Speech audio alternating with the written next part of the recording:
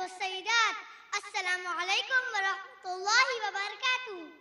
أمامكم هدى قريشي من الصف الأول الابتدائي، والآن أقدم أمامكم حديثا مع الترجمة.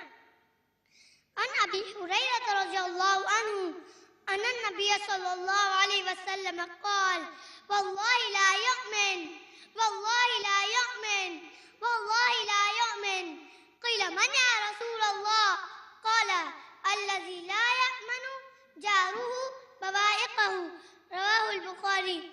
Abu Hurairah radiallahu anhu narrated that the Messenger of Allah sallallahu alaihi wasallam said, by Allah, he does not believe. By Allah, he does not believe. By Allah, he does not believe. He was asked, who a messenger of Allah? He said, one whose neighbor is not safe from his mischief. Sahih Bukhari, volume number 8, hadith number 6016.